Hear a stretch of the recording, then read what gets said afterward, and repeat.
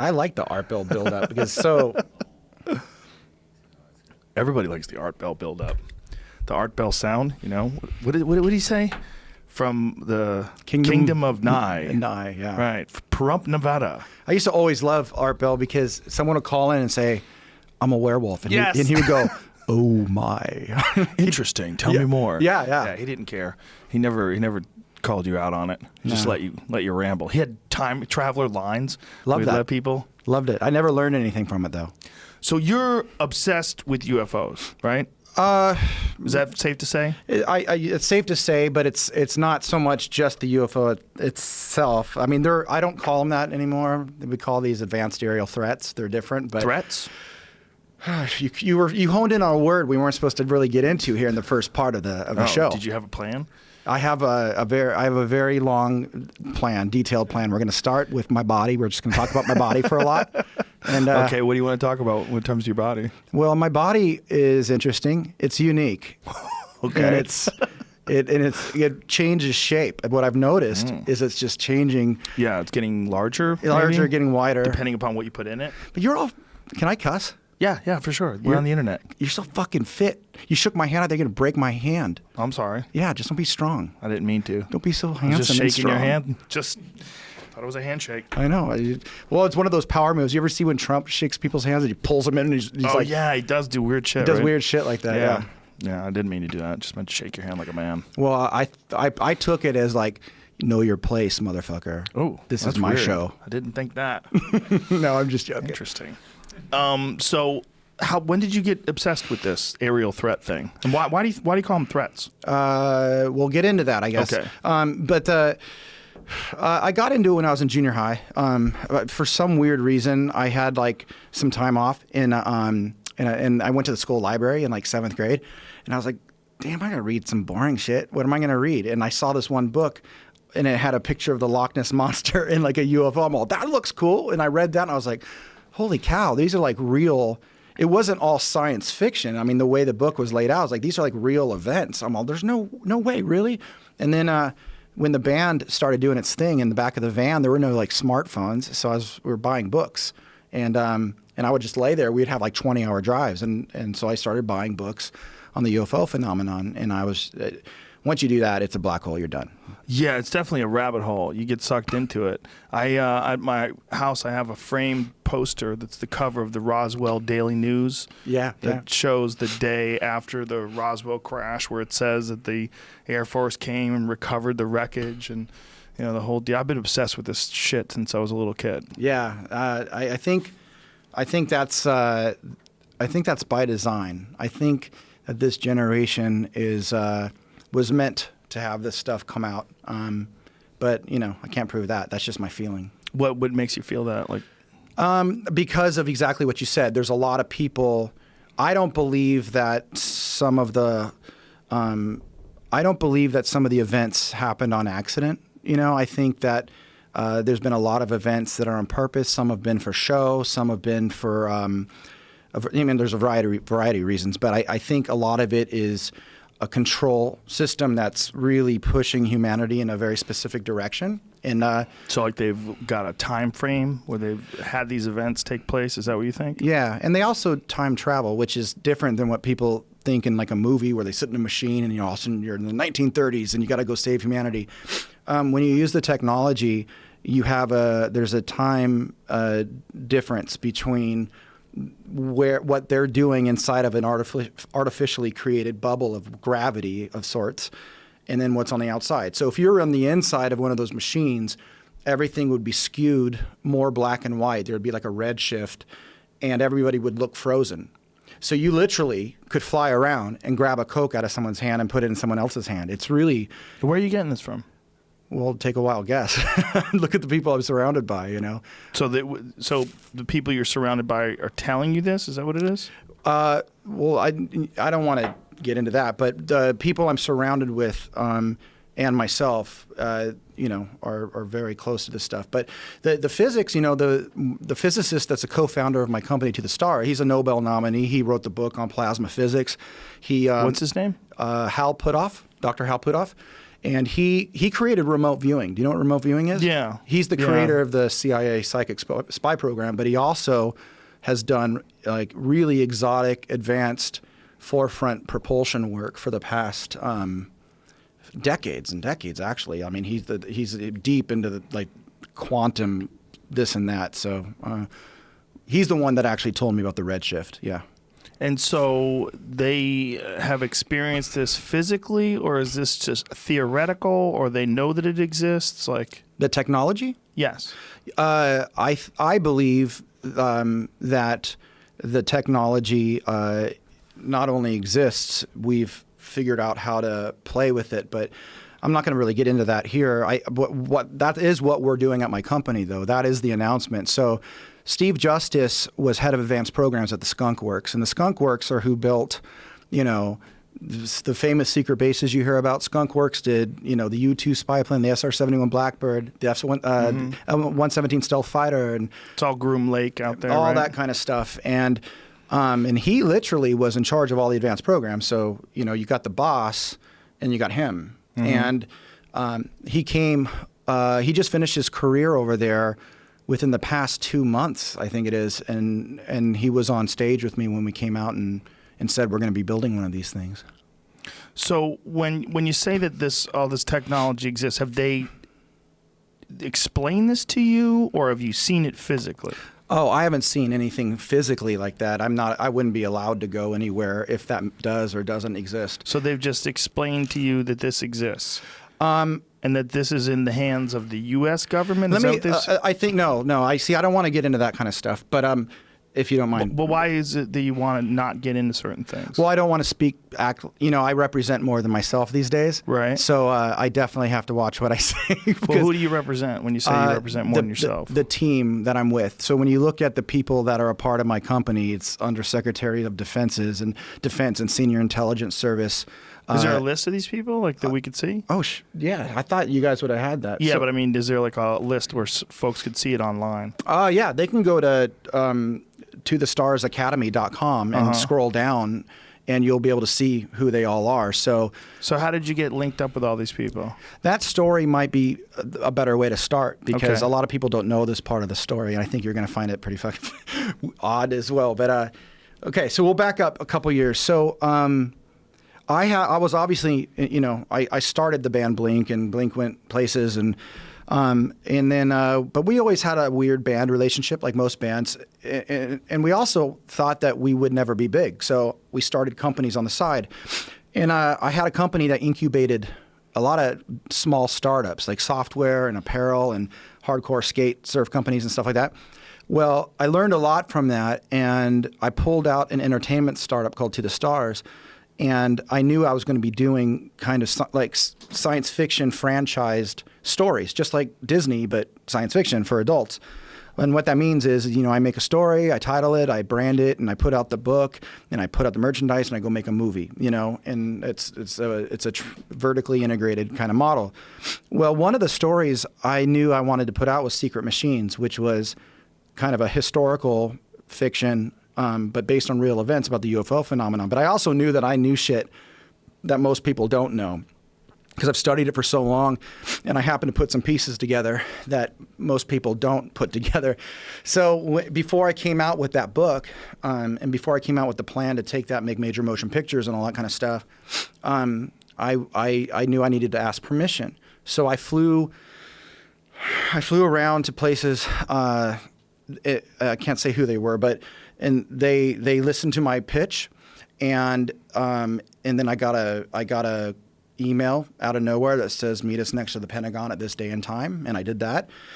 And from that, you got an email from just a random person? No, I just can't tell you who it's from. Okay. And so then I go out. Meet you next to the Pentagon? So you just flew to the Pentagon? I flew out to Pentagon City. Yeah. It's dude, this Were you gets. freaking out? I'll tell you when I started freaking out. There's more shit. It gets way worse. This is nothing. So that started me out near DC, taking some other high level meetings, and there was somebody at a very high level that closed the door, looked me in the eye, and says, "Okay, I'm going to introduce you to somebody." And that person comes to San Diego, puts me on the phone with a general, and the general is listening to my little stump speech about what I want to do with this franchise, because I definitely didn't want to, I wasn't looking to like force disclosure, and I wasn't looking to be rogue and break secrets. I was like, look, I know what's going on here, and you guys are doing a kick-ass job, and I would have done the exact same thing should I have been the guy at the top that had to make some really hardcore decisions 70 years ago. So I want to support you. I think people are cynical because there's a vacuum. You guys can't say what you're doing. So all these people are just coming up with a bunch of bullshit to say, oh, they don't want us to know, or we can't handle it, or it's all about oil and money and all this weird shit. But you had put these pieces together independently. I did. And so based on books that you read? Yeah, people think that like places like the CIA and the DIA, all these intelligence organizations have, a monopoly on information. They don't. They get their information from the real world too. They do have access to archives of information. They do have access to some amazing, satellite data and stuff like that. But if you're smart and you take your time, you know where to look, and you find patterns, you can pretty much put together all the same shit they can, kind of, and that's what I did. And so when I pitched what I wanted to do, he said, come up and meet me tomorrow. And so I flew up to NASA, actually, NASA Ames, and had a 2-hour meeting there. And after 2 hours, that person says, he looks me in the eyes, I'm going to introduce you to someone else. And he did. And so I got on the phone with this person, and this person, go, I'm a skeptic. And then at the end of the conversation, he goes, fly out and see me. And so I did. And that's when things really started happening. So I fly out to this airport, and I sit at a table in a restaurant at the airport. No one's in there. And this gentleman sits down, and the waiter comes up. He waves off the waiter, and he looks me in the eye and says, it was the Cold War, and we found a life form. And that's when I started shitting my pants, because I know a lot about this stuff, but you always wait to talk to somebody that is one of the inside people. You always want to have... So he sits down at a restaurant with you at the airport and tells you that they found a life form. Yes. And during the Cold War? During the Cold War. And everything that they did and every decision they made at the time was because of the consciousness of the Cold War. And why has this guy decided to meet with you at an airport? Because the only way you meet with these people, the only way you ever would have anyone talk to you is if you can provide a service that they need. Mm-hmm. And my service was pretty interesting to them, because I said, look, you guys, you struggle with saying disclosure. You want to tell everybody everything, which I don't think everyone should know everything. And then you say they can't handle it, so don't tell them anything, And I'm like, there's a middle road there. And here's the way I would do the middle road. And it resonated with them, And so we had a pretty epic conversation for like 2 hours. Why you? Like, why? What is it about what your message was? Because what your idea was that made them want to tell you some top secret shit that they've tried to keep away from the American people. Well, I mean, you take a guy who's like a big celebrity who's in a huge rock band like you, and you just say, hey, meet me in an airport. I'm going to tell you about a life form that we found during the Cold War, because you're famous or because you know things? No, because I have a service. So it's not, it sounds easy when you play it like that, but service? A service. Like, what can you do for them that they need help with? And what could you do? Communication. They don't have a way to make a movie, a book. They don't know how. Don't have a way to make documentaries. They don't have a way to go on a big show like this and communicate with young people. They don't do that, and nor should they. They look at, you got to look at what they're doing. So they look to you for a spokesperson role? I wouldn't say spokesperson role. Communication role? A communication role. It makes more sense. So they would give some information to you, and you would get it out to people. And now, why wouldn't they do it themselves? Because they wouldn't have the same platform. They don't have access to the same platform that you would have. And the other reason is people have tried to do movies and stuff like this, but none of them know. I was fortunate enough to know the core story, and most people don't. So explain that then, if you don't mind going back. Like, when you said that you were able to put things together that other people weren't. What are those things? Essentially, it's the book Secret Machines, where you have a lot of private finance, you have some world bankers, and you have a lot of people internationally working together to figure out a plan of how to push back against something that's been coming here for a very long time, but using off-the-books finances and using mechanisms that we're not totally aware exist. And what people have to realize is, the UFO phenomenon isn't a phenomenon. There's the universe is fucking gigantic, and there's life everywhere. Every fucking where, and there's a lot of life that's way more advanced than we are. And just like Voyager left our solar system, a little dinky satellite from the 70s, and just like my company's going to be building, this electromagnetic craft that really can do the same thing to time that I've been telling you about. Other civilizations have that too, which means you can traverse those distances of space. And what you have to think about is what happened when we first discovered that, and what did we do about it? And there's no, you got to look at 47 in a very peculiar way. 90 days after the Roswell event, CIA was created, the Air Force was separated from the Army, the National Security Act was created, and all those things are mechanisms to start learning more and to start getting private industry off the ground. So that had nothing to do with World War II. You think it had to do with aliens? Oh, I absolutely think it. Well, both, because what I believe crashed at Roswell was, I believe it was German from Argentina, but it had hallmarks and technology based on alien technology. So we put out a story saying it's alien, and then we put out a story saying it's a weather balloon. But the real thing it was, we didn't want anyone to guess, and that's why we put those two things out there. And that's kind of how they do it. I think they did that with the moon. It's like, we went to the moon, and then they put out this meme kind of thing, like we didn't go to the moon, but they didn't want people really going, well, what's on the moon? That so these things are managed until they can figure it out, because you got a bunch of normal dudes in suits sitting at a big table like this, and it's their fucking responsibility to figure this thing out. And this shit is monumentally big. But back to how would they manage this then? These regular dudes without access to communication like you have, how have they managed to disseminate this information and sort of confuse everybody? I think, I can tell, I don't know how they did it. I do know that they infiltrated UFO groups. That was the very first thing they did in the 50s. Sort of like how FBI agents and undercover cops infiltrated Occupy Wall Street and pretended to be radical hippies and started fights. Yep, they did that. They get access to what the civilians are learning, how information transfers from one group to another, and then they start deflecting all their knowledge and putting in leaks and this and that, and getting them off the main track, not because of a disdain for citizens and not because of any other reason than picture ISIS. We don't know what ISIS is. They got a nuclear bomb, and we caught a guy trying to sneak in this bomb. Right. Are they going to stop and come sit on your couch and tell you all about it? No. And if you're like on the radio and there's all these people going, oh my God, we're going to die, a bomb, a bomb, a bomb. They'll hold up a second. You're not going to fucking die, but we need to learn more about this, and we got to figure it out before we sit down and talk to you about it. So what was the connection, though, specifically that you had figured out, that they knew that you had figured out, that other people hadn't put together? Well, let me go back to my story. So I put out this book, and this book deals with... what's the book called again? Secret Machines. And it deals with secret, international finance, private industry, a secret space program, and a bunch of other things. And how'd you research this book?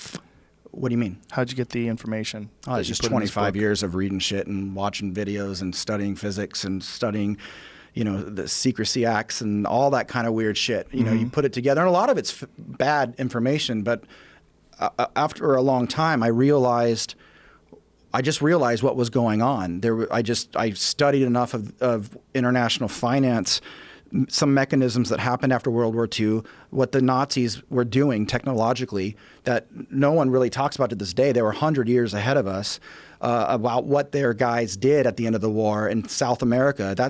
And the paperclip. Paperclip was like, there's two levels of paperclip. Paperclip is the operation that brought over all these ex-Nazis into NASA and into all of our aerospace programs. Why did we do that?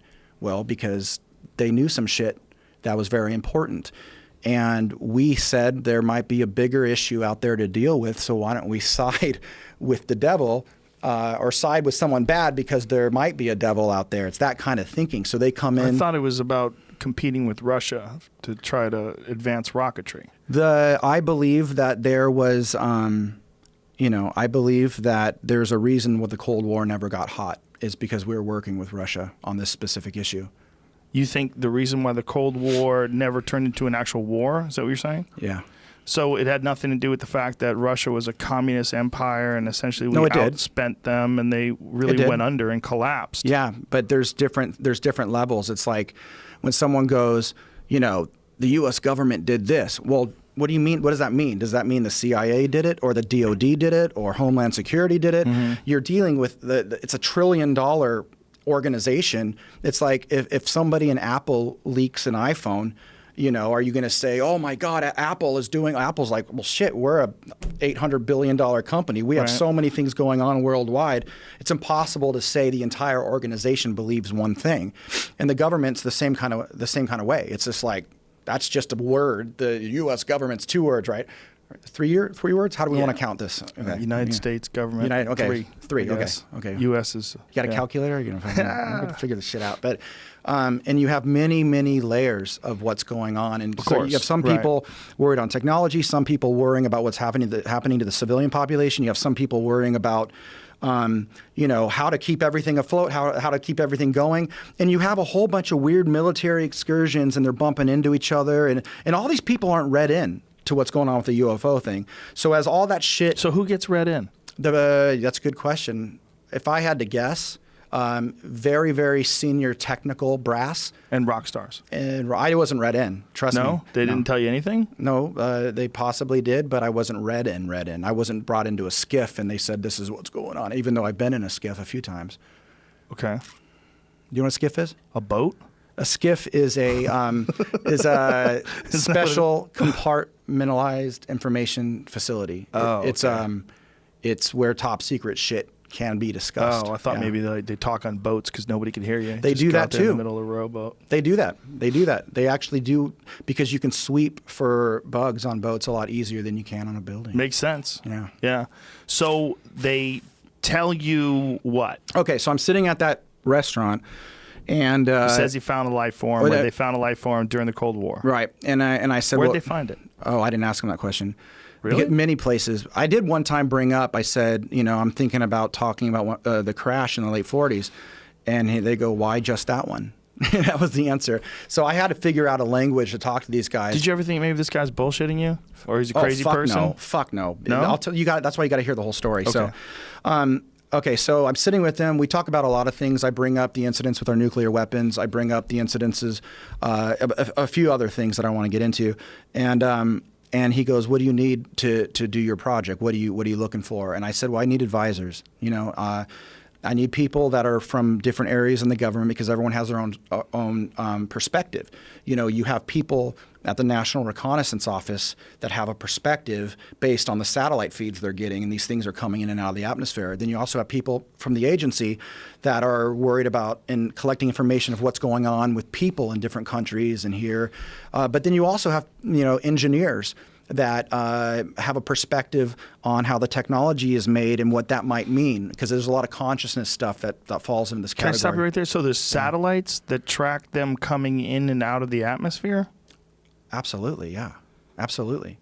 What kind of satellites are these? I don't know. Usually forward-looking infrared, but I don't know what spectrum of the infrared they're looking at. So there's some sort of a camera or some sort of a detection device that they have in the atmosphere just to check for UFOs? I don't know if it's just for UFOs. They can pick up very, very specific heat signatures, and they have algorithms, because what you have is a satellite is a device that can pick up what you program it to pick up. Now, you know, you put a sensor on there, but you got to tell the sensor what to do. Right. So if the sensor says, look, something traveling at this speed with this kind of heat, you know, you got to record that, you got to focus on it, and that's what we call an ICBM. But if something comes in and zigzags, stops and turns left, and it's traveling 10 times faster than that, we need you to record that and focus in on that as well. But if something just is moving low and it's only going 300 miles an hour and it has these big wings and a low whatever, that's just a plane, you know. So what it captures is based on, you know, how it's programmed in the first place. But so it can differentiate between meteorites and spaceships. Yeah, absolutely. So. Okay. So how often are these things coming into our atmosphere? Oh shit, I don't know, but I've had quite a few discussions. One of the people I've been in contact. One of my advisors was from the National Reconnaissance Office, high up high up. And they call it episodic visits. That's all I know. Episodic, meaning like they have time periods where they like. I saw a paper where they semesters. I figured out, the Department of Defense figured out, a physicist there, an algorithm of how to compute when the things fly in and collect smaller ships, like motherships, small ships, at what longitude and latitude, and what essentially what orbit it would land at when it would collect these other machines. And so they tested that, and all I know is it was successful. So you think this is happening on a very frequent basis? Well, let me tell you the rest of the story. Okay. So and it's important because you'll see. So he goes, "What do you need?" I said, "I need advisors." And then, so next thing you know, I leave, and 2 weeks later, bam, bam, bam, my email starts. I have all these admirals, all these generals. No intelligence people other than brass that were connected with the National Reconnaissance Office. But National Reconnaissance Office is half Air Force and half CIA. But they're all military. And so I start talking to them. I start meeting with them. I fly out to Colorado Springs, and there's a general and a colonel, and they look at me and they said, "Okay, do you need anything else? Are you good?" And I said, "Well, I think you guys should talk to the Defense Intelligence Agency." And they go, "Why?" I just don't want to upset them. I want to make sure everyone's kosher with what I'm about to do. And the colonel looks at me and he goes, "Do you ask your dad for permission after your mom's already given it to you?" And I go, "No." And he's all, "You've been given permission. Shut the fuck up and get to work." And I was like, "All right." So I did. So I go out and I put the book out there and I start doing national radio, like the Art Bell, so Coast to Coast, Georgia, I do all that stuff. Next thing you know, I get approached by somebody at a certain agency. And that guy comes to San Diego and puts me in a small room. And I got what you would call interrogated for 2 days straight, saying, "We need to know who the fuck you are. You know shit you shouldn't know." And so what specifically should you not have known? The book, what's in the book, everything I've been telling you today. When you're dealing with, there is a concerted international effort to deal with this stuff, and that was in my book. And it's not like Roswell crashed, and it was not like, like all the typical UFO shit that people dwell on isn't the story. It's just that there's something crashed, or someone got abducted and saw this, or someone pulled a little piece of metal out of their body, but no one's put together what we're doing about it. Because our countrymen since World War II aren't stupid. What set them off though? Like, what was the thing that you said that you should not have known? In my book, it is my belief that we have an incredible. We've made incredible strides creating assets to deal with this stuff. That's my belief, and I'm not speaking for my company. This is just me assets. Speaking. Yeah. Mean some sort of a government agency that's been designed or put together. International? International. Okay, so some sort of an international collaboration to deal with the threat of alien life. And that was enough that they pulled you aside and wouldn't let you go for 2 days and just interrogated you? So it was it was an interrogation, but it was a pretty heavy debriefing of how I got to where I was. And it's not like they didn't let me go home. This took place at a hotel near my home. But they made you sit down and talk to them. Oh, fuck yeah. There was 6 of them, I think, 6. And so they let you leave and go to sleep and then come back, get something to eat and came back, spent another 8 hours because I wasn't rogue. I wasn't like trying to hide anything. I was trying to explain to them. How did you have all this free time though? What do you mean? I mean, if somebody said, "Hey, we're going to have you in a room, we're going to talk to you for 2 days." I'm like, "Dude, I don't have 2 days." Well, that's maybe you don't, but if you do, fuck yeah. When you have these people that want to get a hold of you, you don't run. I'm not saying run. I'm saying, like, what are you guys looking for? Like, they're going to just sit you down and ask you questions for 2 days because you put together this idea that somehow or another there's some sort of an international collaboration to deal with the threat of alien life? No, they looked at it. They didn't know. They thought I was Ed Snowden. They thought there was a group of people leaking me classified information. They didn't know that you're from Blink-182? They didn't know that you're like a huge They don't care about rock star? That's what they don't understand. They don't care about who I am. They just care about the material. Right, but it should take them like 3 seconds to realize like you're not Edward Snowden. You're a rock star. But I'm saying some pretty provocative shit. You got to realize no one else has gone up there and talked about once again, I'm in a tricky spot right now because a lot of what happened back then, I can't really get into now because of the positions and the things I'm involved with. But read the book. And so it's just because you printed the stuff in the book that they wanted to pull you aside and talk to you about this for 2 days. And I was all over radio and talking about it, and I was saying some other crazy shit that I can't repeat. So people listening, if they want to go back and look at those interviews, that's a better way to... Okay, so you had said something in those interviews that you can't say again because they told you to stop talking about it. Absolutely, yeah. Did they tell you to stop talking about the fact that you can't talk about it? No, I mean, I don't think that's the issue. The more of the issue was, what are you trying to achieve? Right. And once they found out who I was working with, they were like, holy shit. And they only found that out when WikiLeaks broke into John Podesta's emails, and I was having video conferences and conference calls with he was Obama's senior advisor at the time. So the Wall Street Journal broke the story, like, what's this rock star talking about UFOs with Hillary Clinton's campaign manager? Mm-hmm. No, he was Obama's senior advisor, so it had nothing to do with Hillary, So we were setting these up, and when that broke, I had to call up my partner from the CIA, and I said, I got to say, now I can talk to you a little bit more about who these people are, and that's where I gained a really large amount of credibility with them, but also where they realized that we got to figure out a better way to do this. And what you see is me and some very important people coming together to do something that I think is really beneficial to society. But we have a lot of work to do because a lot of people they don't know what to think of it. At first, they thought I was nuts when I was talking about my book. I'm all, I got these advisors, And then all of a sudden, the Wall Street Journal broke this story, and there's all these multi-star generals and head of some really big aerospace companies, and then the big news organizations were like, holy shit, this might be real. A lot of kids still don't know, and they're having fun on the internet. And then I came out a couple weeks ago on stage with all these people, and now it's like, all the big, huge, I'm dealing with some crazy, big mainstream press that we're trying to keep at bay for a variety of reasons. But yes, it's all true.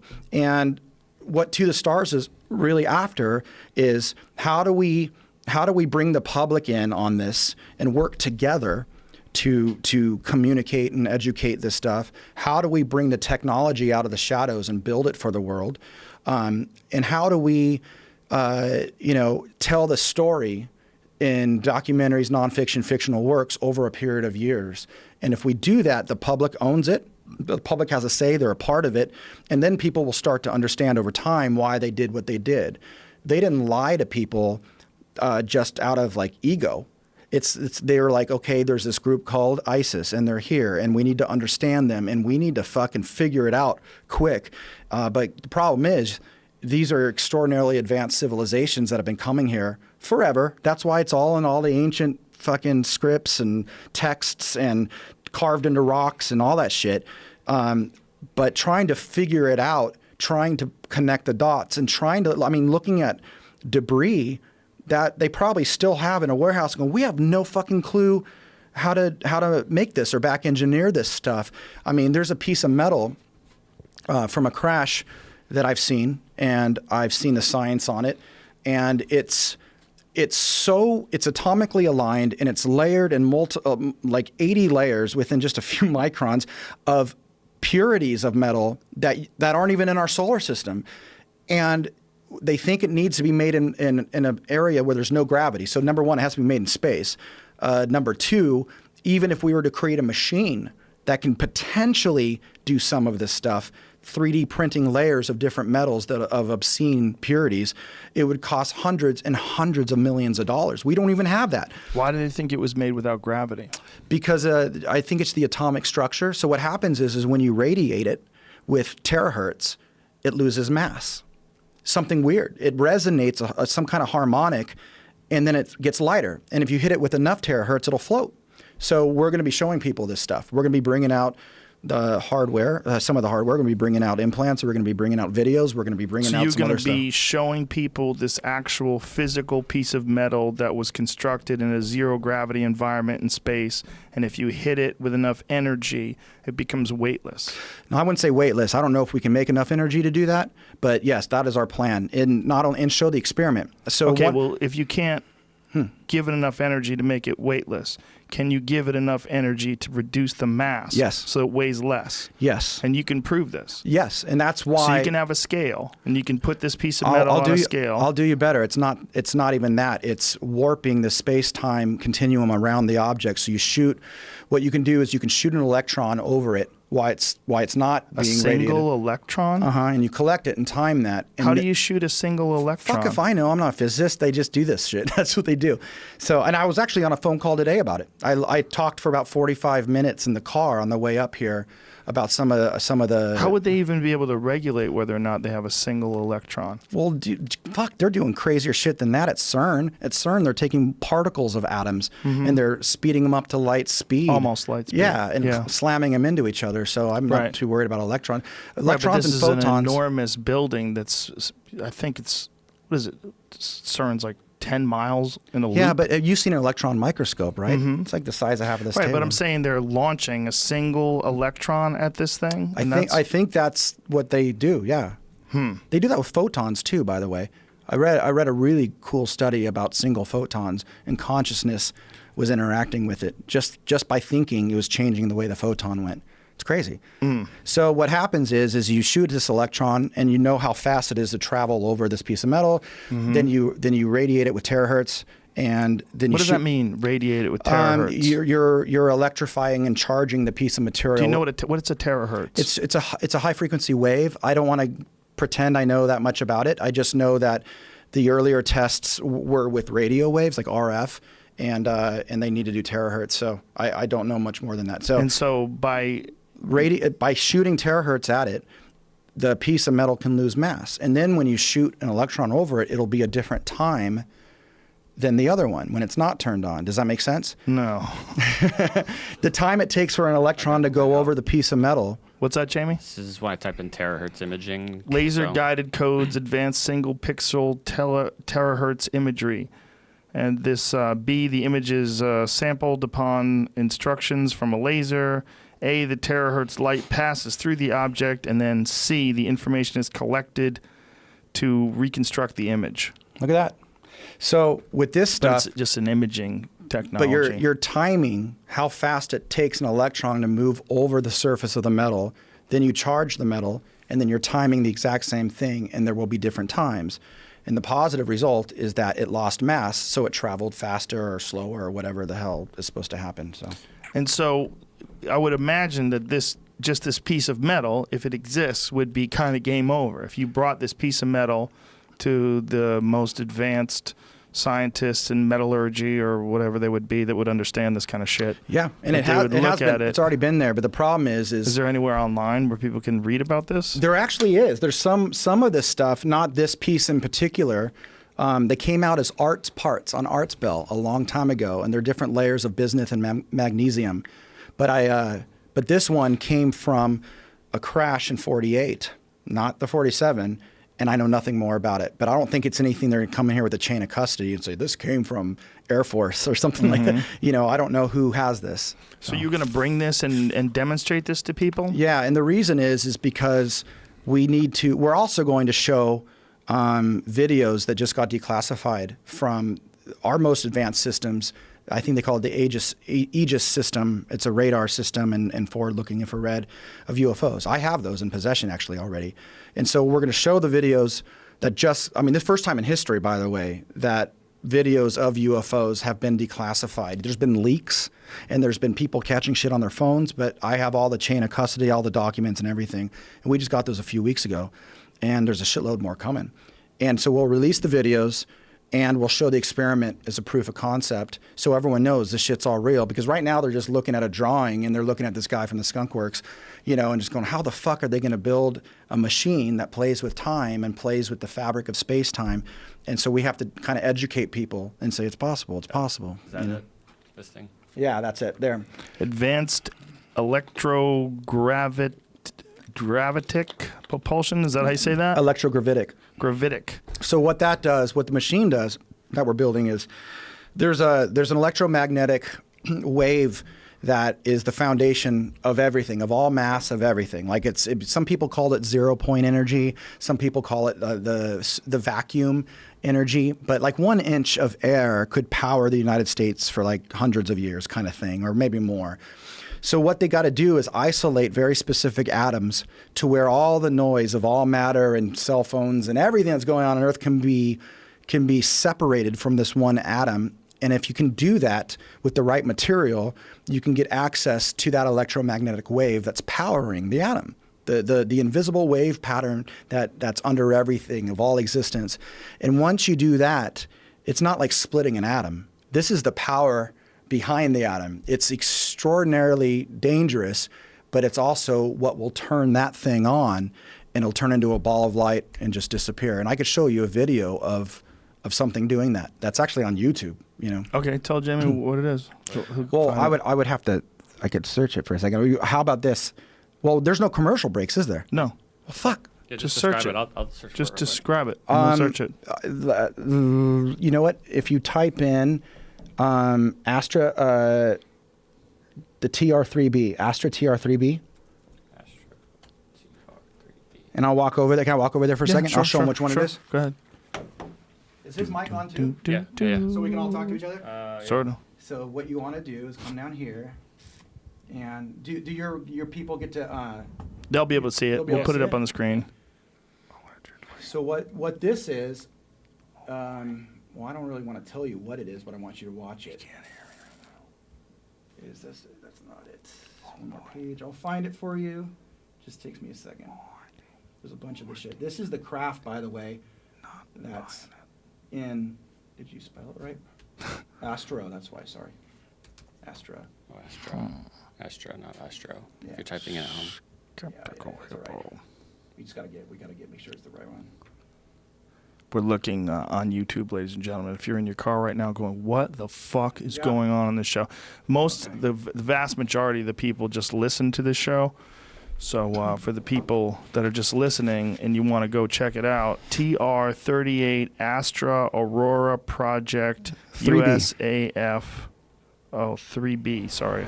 This is the Craft and Secret Machines book. That's all I'm gonna say. And this thing is floating in the air.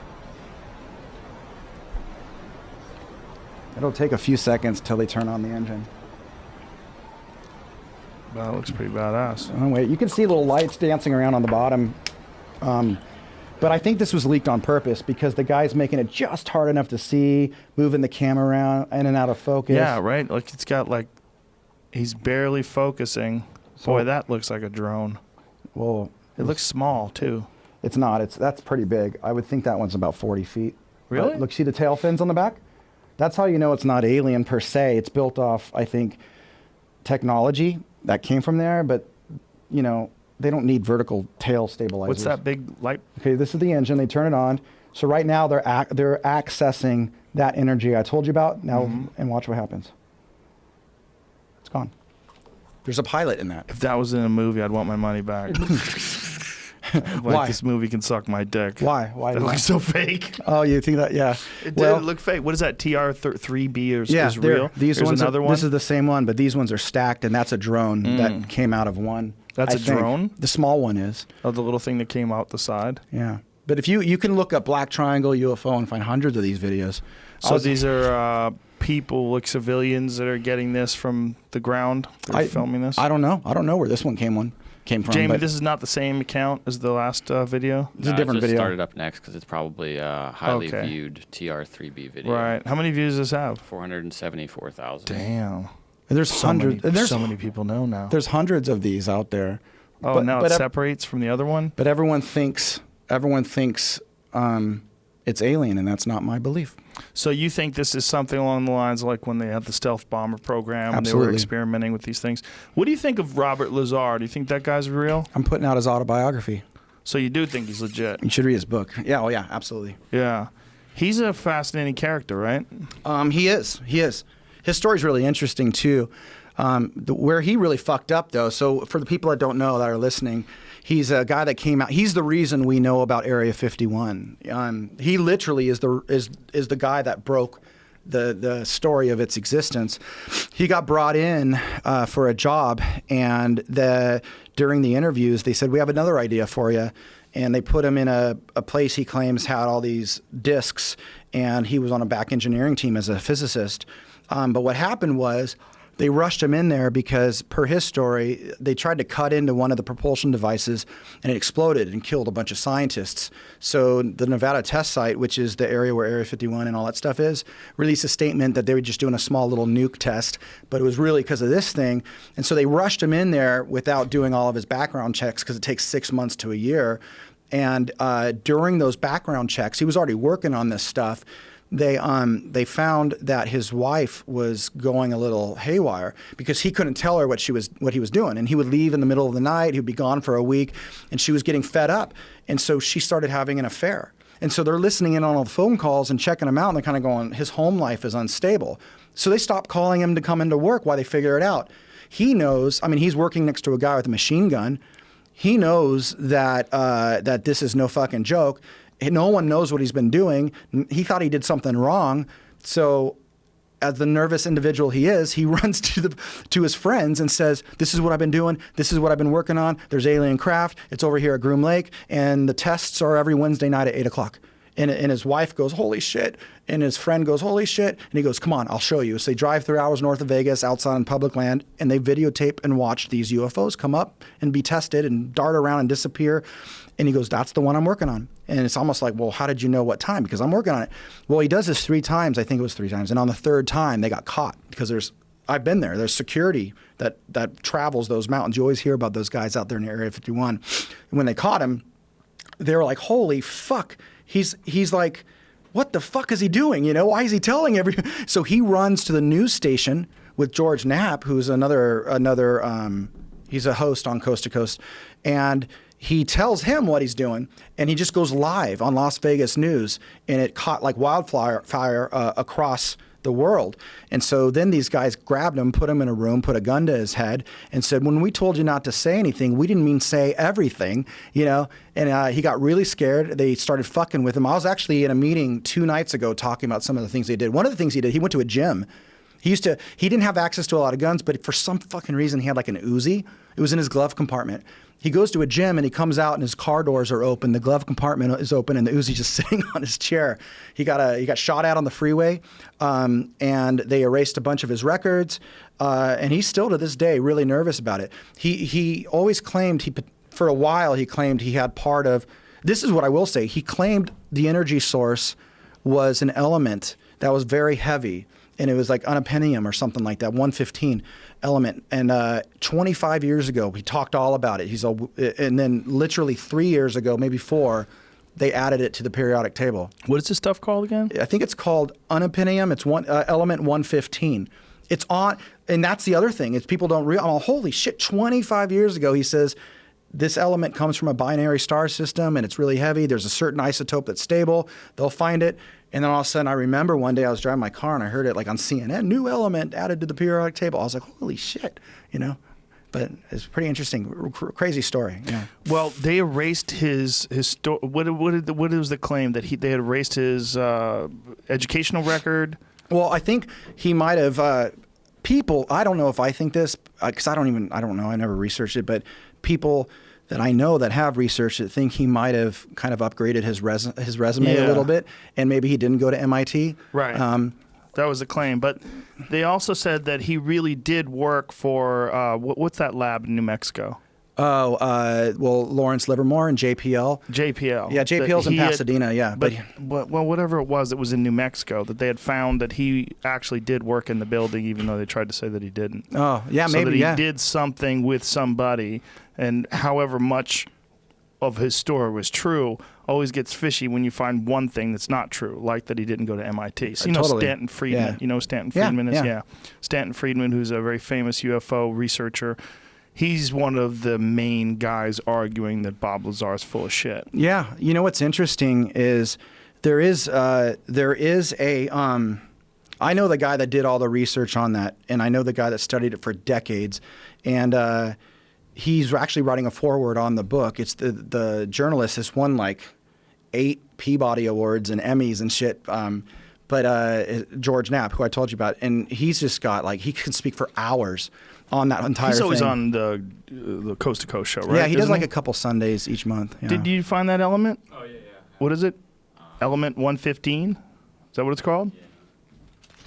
Popular Mechanics article about it right here.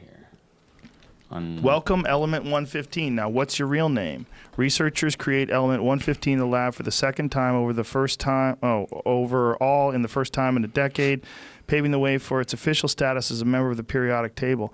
And so Google Bob Lazar, Element 115, because I would think that if he knew that, like that long ago, like that alone would make people want to take him more seriously. All the stuff that he said. Well, first of all, we know that there is a Groom Lake. We know that there is an Area 51. We know they denied its existence until they wanted to expand the perimeter.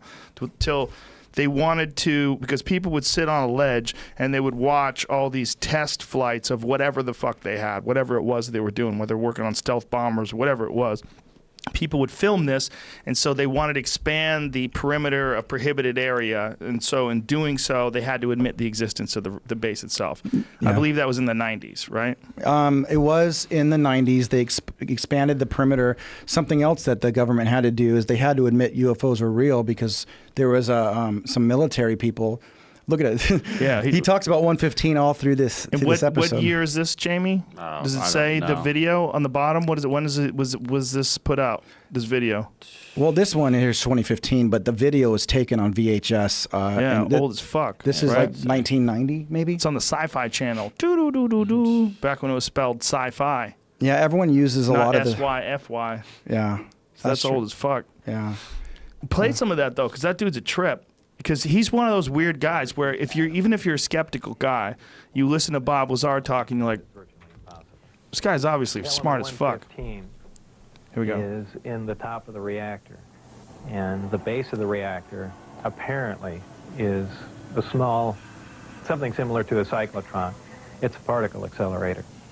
A particle is accelerated to high speed and then deflected up a small tube, and it's aimed at the 115. This transmutes the 115, similar to the way we do that in a normal particle accelerator. This causes a reaction, a radiation emission that we really haven't seen before. It produces antimatter. This antimatter is guided down a tuned tube and reacts with a gas. When matter and antimatter react, they convert to 100% energy. This energy is converted, heat energy, is converted to electrical power in the reactor itself. This is done through a thermoelectric converter. And this electrical power is used to power other subsystems on the craft, though there is no wiring, as we would know it. Also, that's almost a byproduct of the reactor. The reactor also sets up a gravitational wave from the 115 being bombarded. This gravitational wave is present at the top of the reactor and is essentially guided in the same way microwaves are guided through tuned tubes. And this goes to their amplifying cavities and through the projectors that are in the bottom of the craft. God, I wish I was smart enough to know whether or not he's full of shit.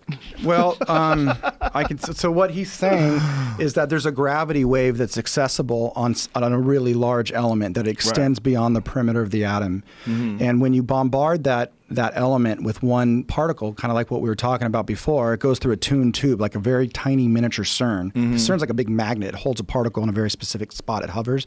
It shoots and it hits that. It decays. It becomes this matter-antimatter reaction. These generators can convert all that energy into power, and then they can amplify that wave that's coming off and emanating from that element. And they amplify it like you would amplify a radio wave.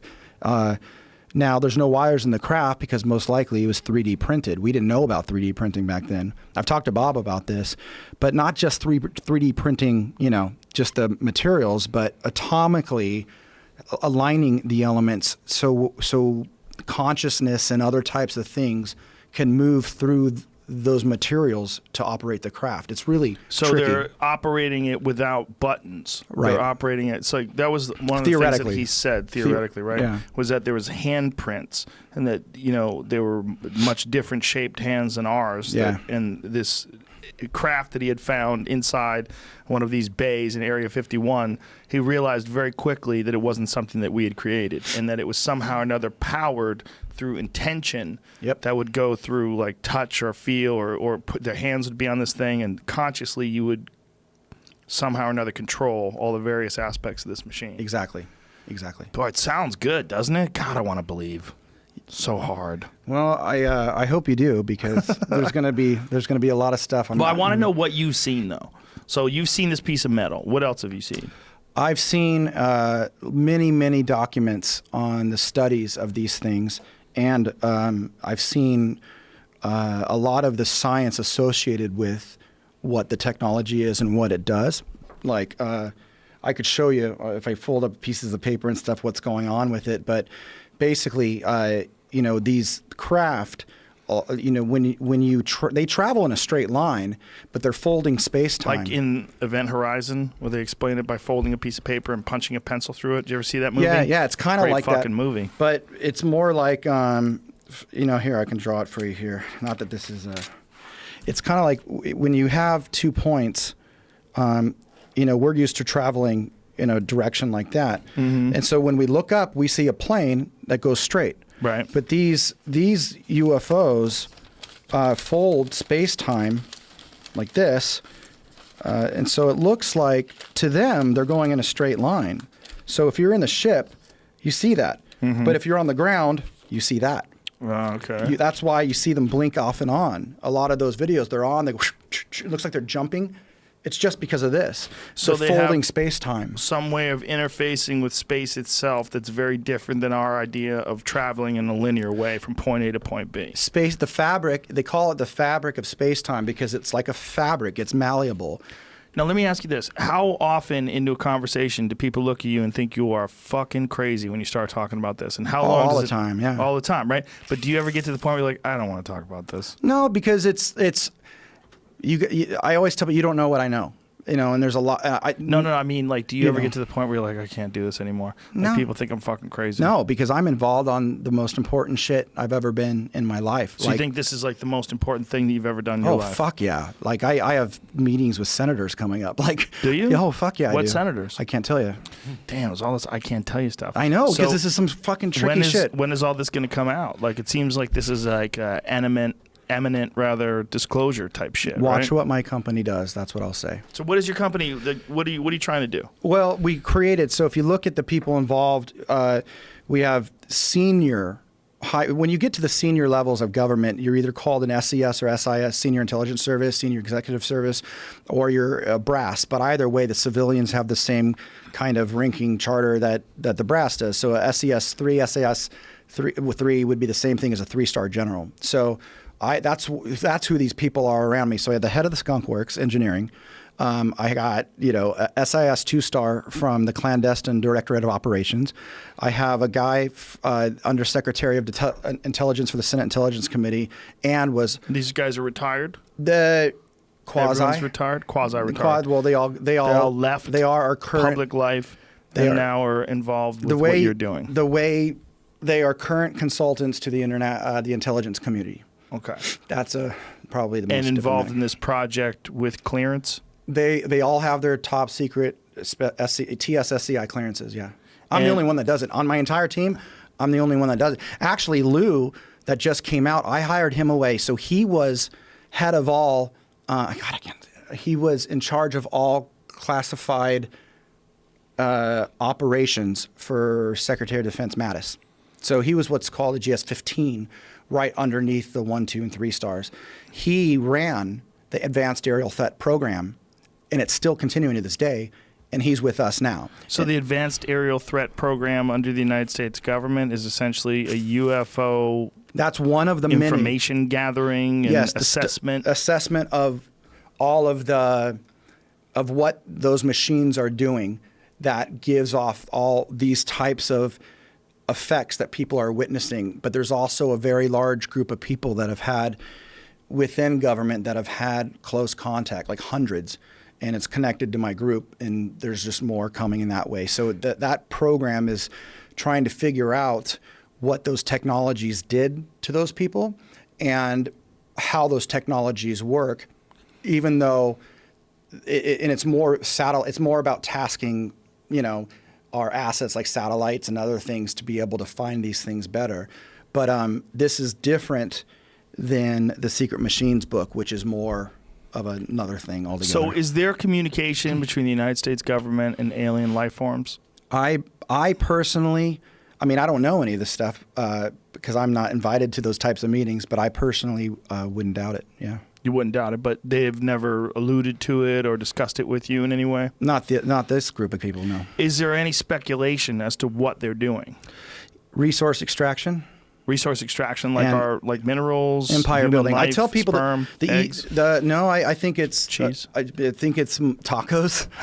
They're here I think for water. they're here for the same reason I am. But I tell people like a good way to look at this is like look at Syria, and Syria's in chaos because the United States and Russia are having a proxy war there. Mm-hmm. Now look at the Earth. It's the exact same thing. Different races are coming here. And they're trying to win and against each other. So there's more than one Oh, race. yeah. How many this different ones universe we're talking about. Right. I don't know how many. I don't know. But there's a bunch of different creatures, and they all have the same sort of technology? Yeah, and some are very human. Some look just like you and I. Really? Absolutely, yeah. Now, is there any sort of speculation as to why life forms from other planets, other galaxies, other solar systems, different kind of gravity, different environments, would create a life form that's exactly similar to us? Or are they imitating what we look like in order to infiltrate our world and hang with us? I think probably unknowingly. I think all the above. Look, if you look at like Syria, are you just going to say it's only Russia and America there? No, China's probably there. France is probably there. Mm-hmm. I personally think the little aliens with the big black eyes, those are androids. They're biological robots. They're just programmed. They're no different than us cloning sheep. They just clone a being that can travel through space because space is very big. Or some sort of an artificial intelligence thing that doesn't have a life form. Right. I've heard that idea before. And it kind of makes sense a little bit, right? If you're a living thing and you're traveling through space, obviously you have biological limitations in terms of the need for oxygen and gravitational interactions and all these different things. Well, one of the scary hallmarks of those ones, the rumor is it in the back of their head is a transmitter. So you got to wonder where it's sending shit.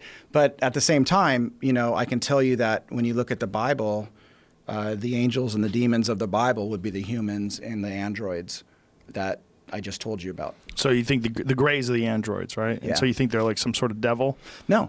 I just think that that's how we characterized it because they come in, control your thoughts, control your body, take you. Us in the middle of the night. Yeah. Demons, So do you think these things are traveling from where? Do we have any idea? There's things that have been put out there, but I've never asked. Why would you not ask that? What the fuck? You're going to tell me star system like 483? You know about element 115. I would want to know about Starship Enterprise coordinate 115B65 Polaris, wherever the fuck it is. Yeah, I don't know. I do know that there's connections to man, you won't even fucking believe it. I'll tell you that. You want to hear? Please. Atlantis, the sunken city? Yeah. There's a connection? There's a connection. What's the connection? That there's a very advanced group that left after a catastrophe and hung around in a small outpost here and throughout time would push civilization forward, and that's who the Greek gods were. Whoa. Yep. And that's why it's very interesting on the Roswell wreckage there's Greek writing. Is there? There is. I've never seen any of the wreckage from Roswell. Have you? It's online. You see it. Type in Roswell wreckage. You can see it. Well, all I've ever seen is the dude standing in front of the bullshit, the weather balloon stuff, where they're laughing and yucking it up. Roswell wreckage, Roswell I-beam. You'll see it. And it's got these Greek markings. And the witnesses that were there did what do you call it? Where they go on oath and tell. So that actual I-beam showing the word Eleftheria, which means freedom in ancient Greek. So where is that from, Jamie? Let me tell you. Want me to? I don't know. It popped up when Well, I'm going to tell you something else. So I went and met a former director of CIA and NSA. He was director of both. I won't tell you his name. And right when I sat down and told him about my book. Pull that picture up again. Look at those little hands. And right when I sat down and told him about this is a big deal. Okay, what I'm about. So I'm sitting with this guy. He was like not that long ago, was director of CIA, and he went on to be director of NSA. Okay. Well, I think we can find his name. Maybe. But right when I sat down and told him about the book, you know what he says to me? What? He goes, I didn't read much science fiction as a kid, but I read a lot about Greek mythology. And looked me in the eye. I said, well, you're going to love the last page of my book then. He's like, am I? And when my book was about ready to go to pressing, I had a very important person call me up. He says, can you stop that pressing and maybe insert something about Greek mythology? And I said, I sure can. So something you got to realize is, for example, the 6th biggest defense contractor in the world, at least they used to be 6, is a company called Science Applications International Corporation, SAIC. Their headquarters are actually in San Diego. And in the front of the building, you have an obelisk coming out of a fake lake and 2 Atlantean on thrones. And they're both holding pyramids. And one says the past and one says the future. And they're 8-foot tall statues. It's fucking nuts, by the way. In SAIC, they went over to Lidos. Michael Hayden, former director of NSA and the CIA. What about it? No, that's not him. But I'm not gonna tell you if you try and find out. Look at you guys just fishing around over here. I'll say a name. You blink. Yeah. I'll show you my. No pun intended. Like what you did there. That was cute. I'll show you my dick. Like if you Oh, get, wait. Yeah, there we go. if you If you come get it across right or wrong, not sure what. yeah, whatever you get, I'm gonna show you my dick. All right. Let's leave that What do alone. you think about all that Zechariah Sitchin stuff? I think he was close. I don't think he was exact, but it's interpretive. You know, if I was to show you some symbols, For people who don't know what that is, explain Zechariah that. Sitchin is a Palestinian scholar that decoded a lot of ancient Sumerian texts that were written in Akkadian. Sumer was like kind of the first civilization that was advanced that we even know of, just out of nowhere here, like 3,500 years before Christ. There's mathematics, astronomy, and all this different shit. They knew all the planets. They said there's an extra planet. But Zechariah Sitchin was the one that really spent a lot of time doing that. And there's a lot of other scholars that disagree. Now he can say, you know, in those texts is the story of the Garden of Eden, the flood of Noah, like all that shit. But his take on it was those who from heaven to earth came, called them angels, but they were an advanced race. They fucked around with genetics. Well, that was his take on the definition of Nephilim. Was the Nephilim? Yeah, which The you find that in Genesis, the Nephilim. So you know, he was able to tell a really interesting story based on these texts. And but some people don't agree with them. But at the end of the day, I think it's the closest thing we got. And in my early conversations, when I was being given some interesting science fiction stuff for my book, the Greek mythology part, I brought up the Sumerians, and they showed me one particular king.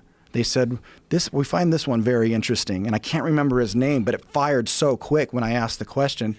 It came right back with this whole thing on this one Sumerian king. Really interesting. Well, what's fascinating about them is that they really did know a lot about our solar system. And you think about the fact that they were around 5,000 years ago. They had a detailed model of the solar system with all of the planets, and they were all relatively close in size. This is one of those clay cylinders that what you would do is you would put out a flat piece of clay, and you would roll this cylinder over it, and that's how they would print things. Yep. And this really sort of kind of primitive way of doing this, somehow or another, they knew a lot about astronomy. I mean, they knew about the structure of our solar system. They knew where the planets were. Right. Well, you got to remember, Galileo was almost killed and confined to his house arrest because he said that the universe doesn't revolve around us. We revolve around the sun. And that was way after. That's 4,000 or 5,000 years after the Sumerians that already knew that, you know, we weren't the center of the universe. So right. It's interesting. We were really smart, and then we went kind of backwards, you know, and there's probably a bit more to that story, too, that hopefully one day we'll get into it. Well, it's really interesting when you look at these ancient civilizations and their attempts to decipher the world around them, and you try to figure out what did they know? You know, how much did they know? The Sumerians are one of the more interesting cases to me because of the fact that they had this really bizarre map of the solar system. Yeah. When, you know, we didn't. They found out about Pluto. They had an image of Pluto. And I don't think we found out about Pluto until like the early 1900s. Yeah, Pluto might have even been like 50s Jamie, or 60s. see if you can find that out. Pluto was found like not even that long ago. I don't Yeah. even know if it was as far back as the 1900s. See if you could find that out, and then find the image of the Anunnaki when they show the solar system, because the image is really fascinating. Because Yeah. it is what it is. I mean, you look at it. There's a sun. I mean, it's clearly a sun. It has like it's a large circle. It's in the sky, and it has like those little sun sort of rays around it. This picture, right? Because Yeah. has the 9. Yeah. That's the picture. There you go. Yeah. So do you know they have an idea of where to look for this extra planet? They thought in the early 90s, JPL announced that they thought they found a companion to our sun. Yeah, look at that. I mean, that's fucking radical right there. Yeah, it's crazy. They have Pluto in there. Now go to the discovery of Pluto. When did Pluto get discovered? I think you're right. I think it was in the 1950s. I know it was sometime in the 1900s. Well, I'm talking about Disney's Pluto. Which one are you talking 1930. about? Here we go. 1930. Crazy. Crazy shit. Yeah, so these people somehow or another knew about Pluto fucking way before us. And this is not something you could see with the naked eye. So somehow or another, and nor were those other planets. I mean, you could see a few of them. You could see Mars, and sometimes you could see Jupiter, and maybe Saturn, right? Can you see Saturn? What are the ones you can see with the naked Sometimes you eye? can You can see Saturn. Yeah. Mhm. Yeah. But after that, like they had Uranus. You can't see Uranus. you know. Just the other day, No, I you think it was can't. I like don't the think one so. time of, I don't know, every 25 years you can barely see it with the naked eye. Which Uranus? is like last week or something like that. Uranus a bunch or of people Saturn? were at Griffith Observatory. It was like super crowded because of that. Are we Oh, not gonna? We're but- not gonna make jokes and shit about Uranus, right? No, because no, it's so no, old. It's expected. It's We'll too skip obvious. Yeah, and were they looking at it with the naked eye or I with think so. telescopes? I mean, I feel like you could would obviously they go you to can the see it with Griffith Observatory? because everyone goes there. There's a bunch of telescopes already set up every right, day. but for that makes sense for sunset. telescopes. But why with the naked eye? Because it's one of the best places, closest in LA. Or I don't know. I'll look Okay. at it. Yeah, LA's weird because of the light pollution, right? No, it's a big deal. Yeah. Like that's why you know when you go to the desert and it's beautiful and you're like, whoa, Yeah. you know, that's what Yeah. you're really seeing. It was last week, October 19th. You could see with your naked eye. The Uranus, you can see with your naked eye. You guys are talking about naked and Uranus a lot here, and I don't want to make any jokes. I'm not, but I'm just We telling you what already you're did. talking about. See Uranus with your naked eye this week. Giggle if you must.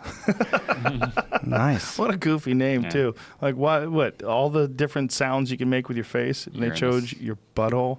What if they just call it butthole? Yeah, butthole, planet butthole. That'd be just as weird. I would go there fucking crazy fast. It'd be the first place I go. That would be the first place you'd visit, Yeah. planet butthole. Yeah, Do you think that there's life in our solar system? I do. Where do you think it is? Europa. Really? Mm-hmm. So you think there's some sort of a primitive life form that's under the ice? I think there's life on Mars, and I think it's. We'll start from. I think there's life on Mars. I think it's small little animals and microbial or insects, shit that's kind of learning how to live with its radioactive environment.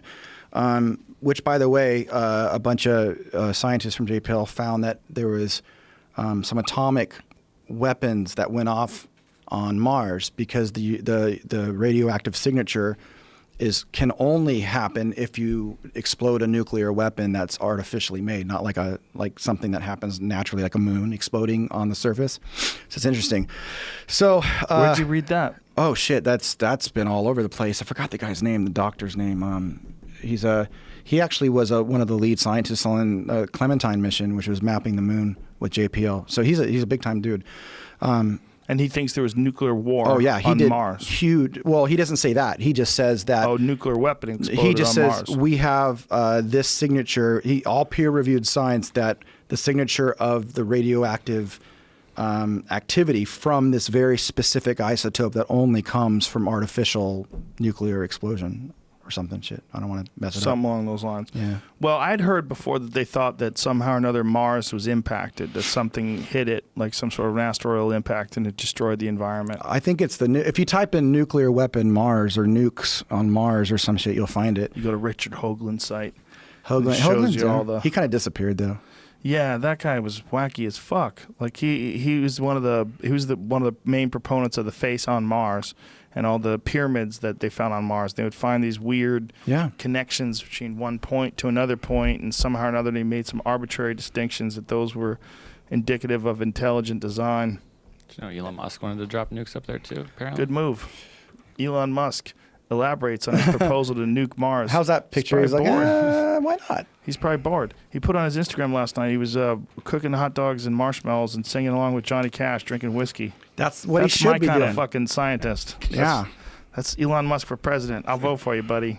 Come on.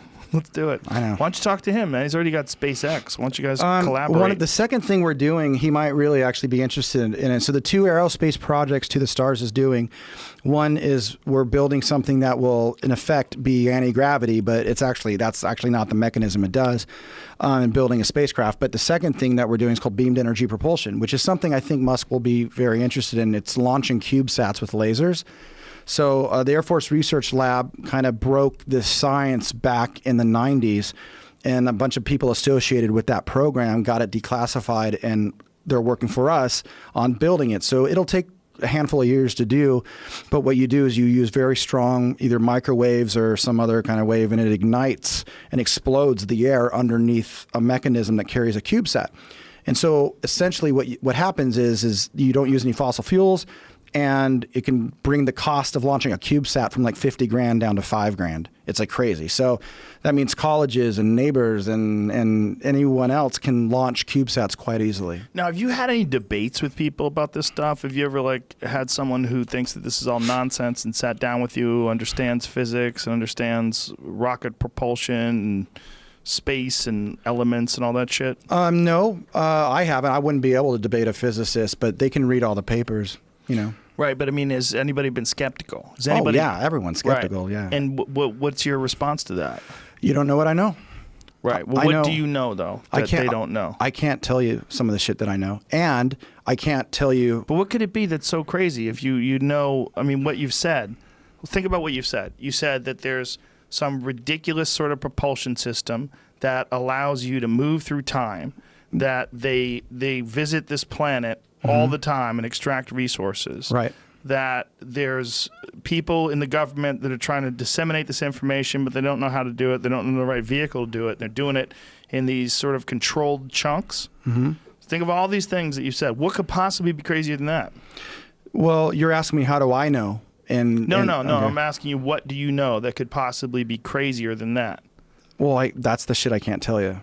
It's not everything's hunky-dory. Is it something where you're worried about the fate of the human race? I think that's part of it. Where should I move if I was going to move? It's not existential. Whip your dick out if I should go to Australia. How about I just whip my dick out in Australia? I mean, where's the spot? I don't think there is one, unfortunately. There's no spot. They're just This is what I will say. It's not existential in the sense of they're not going to come here like Independence Day and nuke the place. Mm-hmm. But there are things to worry about, and that's why I think. Do you think there's anybody that's famous that's an alien? Oh, I don't know. Do you think that there's any influential figure that has been sort of shaping culture that might not be one of us? Oprah. Ooh. For sure. Has to be Oprah. Yeah, but if you go back to the early days when Oprah used to do that stupid show where she'd have like KKK members on and everybody sat on white plastic seats. Remember those days? Is that Geraldo or is that Oprah? Oprah. Oh, early days, man. Me and Al Madrigal. I'll never forget this. It was like when I first met Al, probably like late 90s, I think. We were in San Francisco doing bong hits, watching TV, and Oprah was on. And it was old Oprah. Bong like hits big and hair Oprah. Big hair Oprah. Might not have been the 90s. Might have been the early 2000s. These are the aliens from Men in Black they were watching at the beginning, remember? I don't know. I mean, again, there's elements of this subject that are disturbing. And, I don't think people need to know all that shit. So do you subscribe to the idea that human beings are the product of genetic engineering? I do, yes. You do. So you think that they took some lower hominids and that they did something to them to create human beings. That is a very popular theory among UFO fanatics. I should say fans, devotees. I don't want to speak again for my company, but one of the people on our board, they call it a SAB, Scientific Advisory Board, is a lead geneticist from Stanford who I think he was up for the Nobel this year. What's his name? Dr. Gary Nolan, and he would be the guy to ask about that. Let's get him in here. But he's only going to tell you what he can prove with science. He's not going to speculate. Right. So what makes people think that? Like, what's the science that makes people think that? Well, there's a lot of junk DNA. There's certain parts of our DNA that seems to have been turned off. There's a bunch of things in there that we don't understand, and we don't have the leaps of humanity over the past 5,000 years to really show like what happened in the past 5,000 years that wasn't happening for the hundreds of millions of years before that. They just found a footprint that was like 100 million years old or something like that. That was just a human footprint. What? They did, yeah. I just read the news story. That? I don't know. I can't remember, but it's like a fossil. And now they're like, fuck, this totally throws everything upside down. I've been talking to Sarah Palin. That was something that Sarah Palin said. Remember that? Like there was a librarian that said that she didn't believe that she was a young Earth creationist, and she thought that there was a picture online that showed a human footprint inside a dinosaur footprint that it proved that people walked with dinosaurs. I wouldn't doubt it. I wouldn't think, doubt that people walked with dinosaurs? Oh, not at all. I think there's been cycles of civilizations, and I think the people on the inside know that, and that's why at that defense contractor, multi-billion dollar defense contractor, the ones that chose the government of Iraq after we took over Iraq, and the ones that looked after all of our nukes. Hey, look at there. Human footprint inside a dinosaur footprint. She's right. But they have,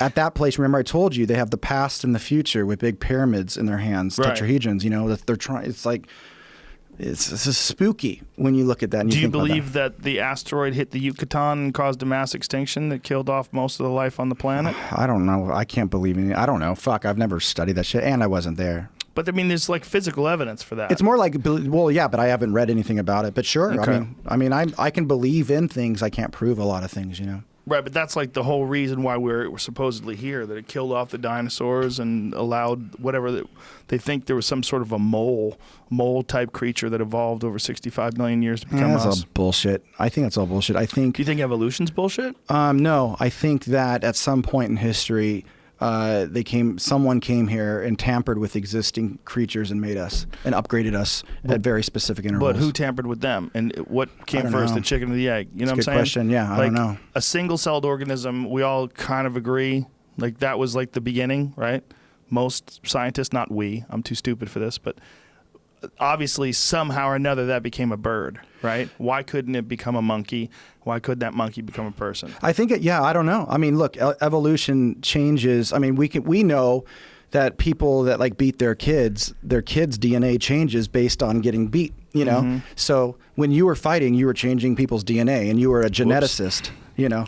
You went after it for science, you know? That's why you were doing the fighting, right? Yeah, for sure. It's a with a lab coat on. So if you think about it that way, if you think about that all life somehow or another continues to evolve and advance, and through natural selection, genetic mutation, and random mutations, that things move from one stage of existence to what they are today, right? That when you look at, you know, a condor or a hippopotamus, sure, that it used to be something different and now it's that. Sure. Why wouldn't that be the case with people too? I think that is the case with people. I just think that the quantum leaps in our evolution are symptoms or effects of being genetically upgraded. The way I've heard it explained to me, though, is that the only leap that's really confusing is the doubling of the human brain. Yeah, that's I don't the know. big leap, and it's over the period of 2 million years. Apparently, obviously, I'm too stupid to really understand this, but from what I've read and what I've heard people talk about, that's apparently one of the biggest mysteries when it comes to the human fossil record. But there's a pretty clear line, apparently, from Australopithecus to the Homo sapiens. Don't be using big words on me. Australopithecus is not a big word. You were Sounds using, like it. What the fuck is that stuff again? Penis? Uranus? Yeah. Whatever that's called. 115? Element 115? That stuff. Oh, no, that stuff. Yeah. So what is your company aiming to do, and when are you trying to do it? So the next steps, To the Stars Academy of Arts and Science. Why is it an academy? Because teaching people? Yeah, there's teaching, there's science, there's arts major, there's film franchises. So Don't say musicals. No musicals, right? It's only musicals, apparently. I'm sorry. UFO musicals. It's like everything's cool, but it's a really stupid art form. Oh, Shit. It's a musical, but it's very salacious. Okay. Very, very sexual musicals. But okay, so what we did essentially is you have a senior engineer, chief engineer from the classified aerospace world building shit. And then you have a guy like me that's putting out some stories and making some movies about some things. And then you have my physicists. So, can I stop you there? I'm sorry to interrupt, but why stories and why fiction? Like, why not just... There's going to be both. But why fiction? Why not just concentrate entirely on revealing the truth? Because it has to be managed in a certain way for people to understand. And I think that someone sitting down and watching a debate play out and having an idea of what went on over the past 70 years, they'll come out of that with an emotional response and more of an understanding, and then want to go watch the documentary, and then want to buy some of the nonfiction works that we've done. I've already put out one of our nonfiction books with Secret Machines. Now, that movie, what is it, Arrival? Yeah. Was that the movie? Where there's like sort of weird time shit in that movie? Yeah. Does that movie have any basis in reality? No. Was there secret people behind the scenes? No, I don't think so. But there's nothing in there that's familiar to me other than the fact that the dream sequences and the time stuff and her having flashes of that shit's absolutely on par. And the idea of having an international group work together to figure something out, that's absolutely on par. That's happening right now. Oh, yeah. And everybody's keeping their mouth shut. Oh, fuck yeah. Why are they doing that? Why aren't people spilling the beans? Well, it's not look at Lou Elizondo, the guy that works for me that just came from the Pentagon, literally quit the Pentagon 2 weeks ago. I can't tell you where I'm at, but a lot of can't tell you. I know, man. I'm sorry, but he's with me, and he was on stage with me on the live event we did on the 11th, saying, I left the Pentagon days ago. I ran this particular UFO program, and this is what we know, and they are real, and we're going to continue that program here at To the Stars. Now, but your goal is to release this information through documentaries, through films, and to educate people of the existence of this. And is it to make a ship? Well, no. So this is, once again, look, by putting together, you can't attack this subject by just like, if you make a movie, someone, that's a crazy movie. If you make a science paper on it, then no one's going to read it. And the technology will never see the light of day because it's been modified as weaponry or whatever it is, that the only way to get people to understand what the fuck is going on is by first present them the story so they have an understanding that it is real and it is happening, and lay it in a way that's grounded and practical and but still moves you, and then follow up with the science, and then show them that thing you're watching in the movie can be engineered and created. So we are doing it all together. But there's a thing called a community of interest. So To the Stars is also building a portal with the Department of Defense to share information, to educate people, to put some now declassified videos of UFOs, some science, some documents, and have open forums, and have current military people talk to young adults. So you're going to expose people to this narrative and explain to them through stories what this could be. That sets the stage. Then you start to introduce the actual real elements that actually exist. Yep.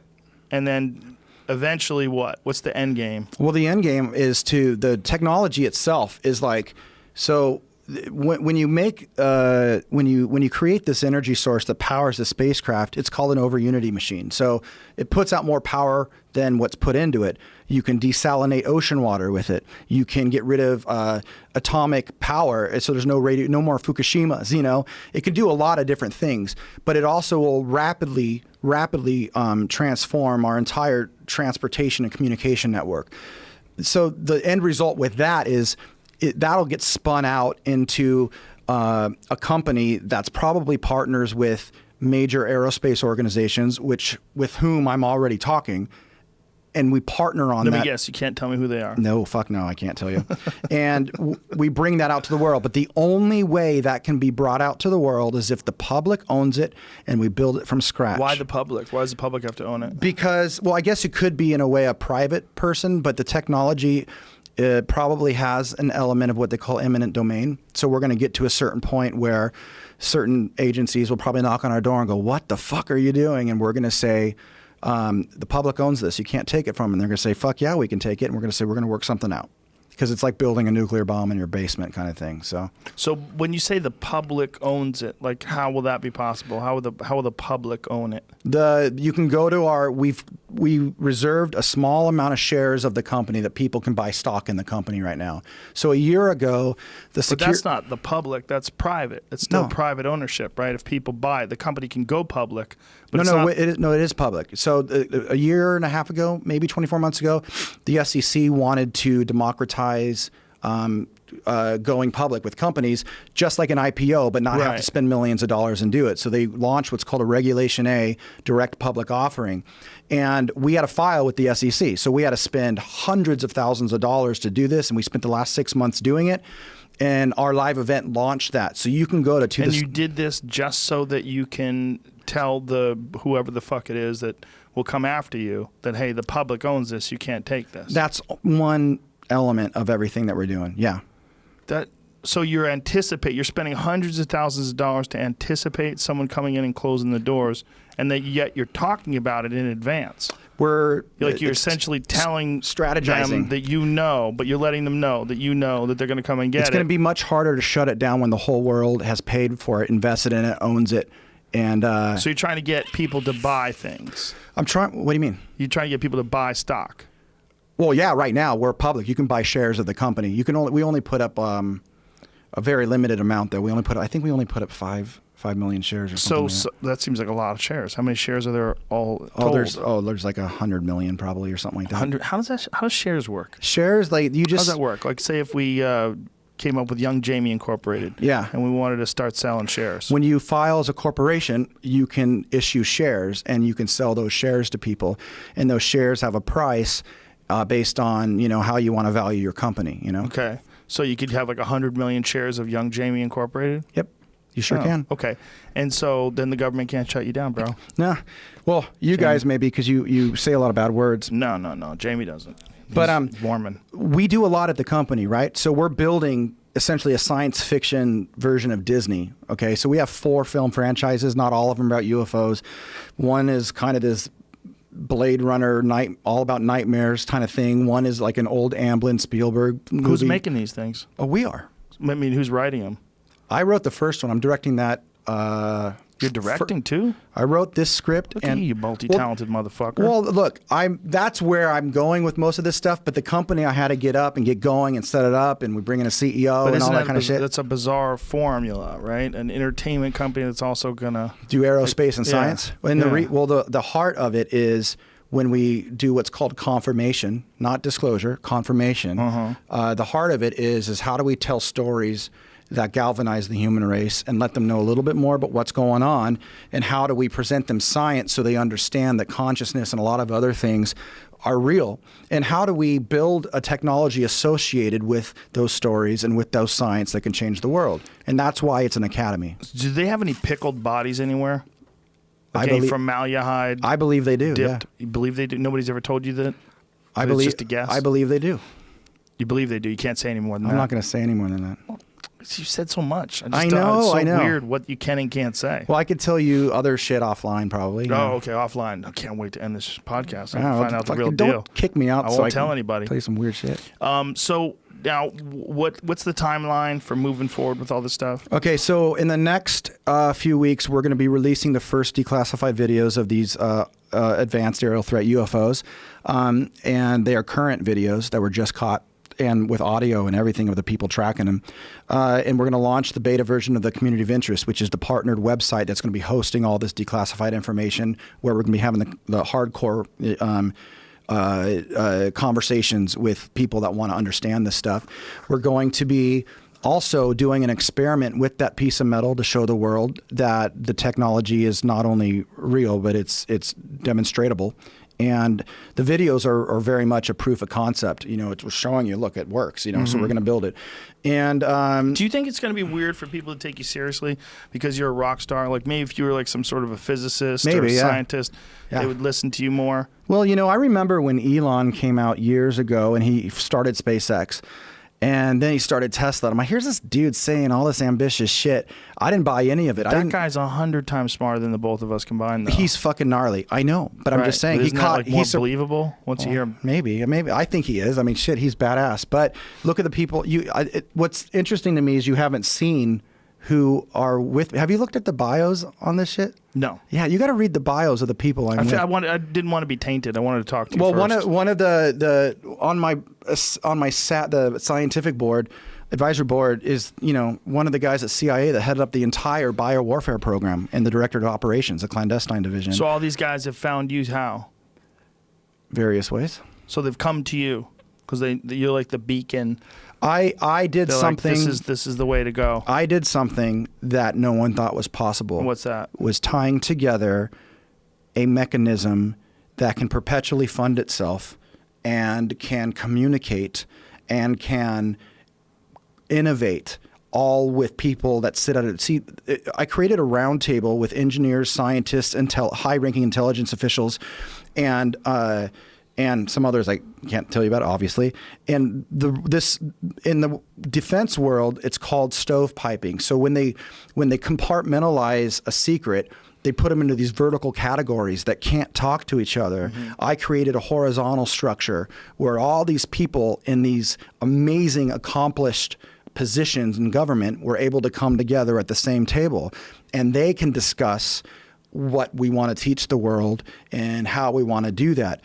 But the way to do that is including the public and making it a public benefit corporation. And what that means is we're able to spend money, and it's in our charter, on things that can benefit the world and not just provide a return to the investors. But what we're doing happens to be extremely lucrative. Extremely lucrative for investors, or for investors and the company. So how is it like? Say if young Jamie wants to be a part of it, what does he have to do? You just go to thestarsacademy.com and you buy shares, whatever you want to buy. And how will it be lucrative for him? Because first of all, the technology itself is like $1 trillion thing. If we can figure that out over the next 8 years, and they think we can. So who's they? The engineers that are building this thing. The guy. So Steve Justice, that was head of advanced programs at the Skunk Works. We talked about that. They build all of our. They are the tip of the spear for the most advanced spacecraft and aircraft that the United States national security apparatus has, period. Okay. Hands down. And he was the big boy there. And their model, we think we have this is a guess, but I think there's a 60% chance within 36 months or so we'll be able to demonstrate something pretty kick-ass. And as long as there's no major obstacle there, we think within 8 years we'll be able to have something. But it's expensive, and we got to work with the government, and we're going to have to work with major aerospace. For example, this one meeting I have coming up with a big name aerospace company is offering their material sciences division. We need that. We need to be able to create certain metals that can resonate in certain frequencies, shit like that. The other way that the company makes money is when we build the satellite launching system. That's like exactly what Elon's doing now, putting satellites in orbit, but we don't have to build rockets. We can launch them with lasers. That's a big deal. You point lasers at the bottom of a CubeSat, which is like the size of a shoebox, and you can put it into low Earth orbit, and you can put it up even higher without using any fossil fuels, with using light. That's a big deal. That's a multi-billion-dollar gimmick right there. Has this been proven? I mean, like, I told you've seen a proof of concept? Yeah. There's video. There's video of this actually happening? It's in our launch video. If you watch the video at the top of the ToTheStarsAcademy.com page, you'll see shots of it where little things glowing and it's getting beamed up into the sky. That's the Air Force. Yeah. My guys were on that project. Little things glowing? Like they have mass, though, like a satellite? Yeah. They're called CubeSat. Do you know what a CubeSat is? No. A CubeSat is a modular box that you put together as modules based on what you need. Okay, I need a thruster, I need a sensor, and I need a fucking RF signal thing to send the data back home. So now you got 3 little boxes attached. That's a CubeSat. They call them cubes. So it's essentially, it's probably 80% of the satellite business. But now they got to put all these CubeSats together on Musk's rocket that's also launching giant satellites for DoD or whatever. But it's super expensive because you have a rocket and you have all the fossil fuels and all this stuff. If you launch these CubeSats with lasers, because they're not that heavy, and you can, like I said, it would take a cost of launching a CubeSat from $50,000 a pound down to $5,000. That's a huge So there's deal. a video of this actually happening that's on your, what is the, ToTheStarsAcademy.com? Is that what it is? And you can watch the video. And then you go to the entertainment division, which is my primary spot. Making movies and selling millions of books and licensing the stuff out is the reason why Disney's $300 billion and Warner Brothers is $5 billion. Mm-hmm. Warner Brothers just makes movies. Disney's makes franchises, and they're vertically integrated. We put out the book. We put out the T-shirts. We make the movie. So that's really where we're going. And we have 3 television series that are probably one of which will be announced probably in the next couple of weeks. The other two we're a little further out on that. The first film, our first film, is first quarter next year. I wrote that one, and I'll be directing that one. It's called Strange Times, which is like a hard R version of The Goonies, but funny, but scary and fucked up, but with 17 and 18-year-old kids. And then Secret Machines, the motion picture. These are all franchises. So Strange Times has an animated series that's coming out.